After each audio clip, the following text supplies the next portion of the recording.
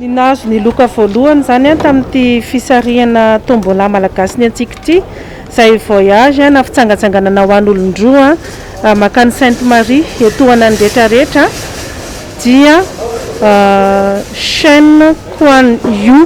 Ny mazo ny loka faharoa izay fitsangatsanganana izay ihany dia randriana Arivony Herinirina. Ny fahatelo mazo an'izay loka fitsangatsanganana izay ihany Razakariasa Harivola. Ny fahaefatra fitsangatsanganana ihany Andriamahazo Rivo Vola Mikaela. Dia ny fahadimy farany amin'ity fitsangatsanganana ity zany Ramilson Eric.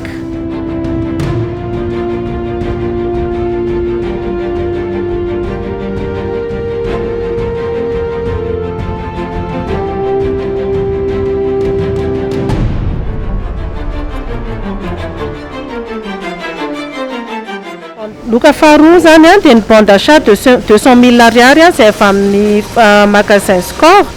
Dia misy dimy no nahazo an'izay. Ny voalohany Rakotoary Manana Sandarivola Elia.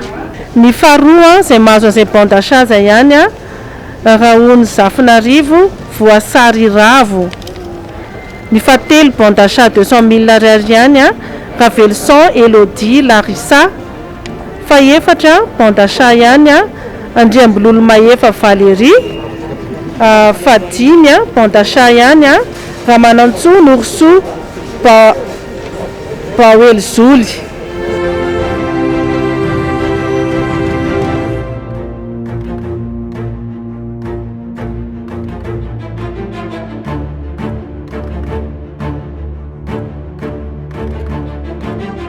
Ary ny loka farany hozaraina moa dia ny panier garni misy mivokatra malagasy ny antsika anankifolo kosa no mahazo an'izay dia ireto avy izy ireo: Ranaivo Tahina, Laingo Arniony, Niriary Malala.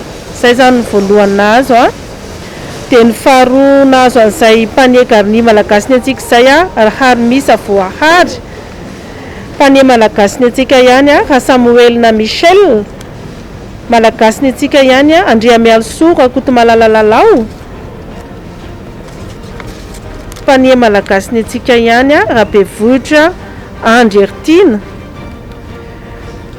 Malagasy ny antsika ohatr'izay ihany Ranivarmino Lea.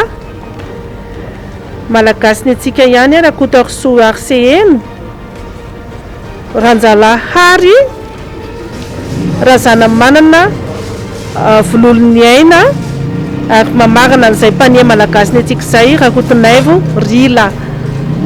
Dia izay zany ireo loka roapolo izay nizaraina nandritra nyity tombola malagasy ny antsika ity izay natao teto amin'ny magasin Score anankitelo Score Tanjombato, Score Diga, Score Korondrano nanomboka tamin'ny 19 20 21 mars 2021 ary ny farana ny 26 27 28 mars 2021.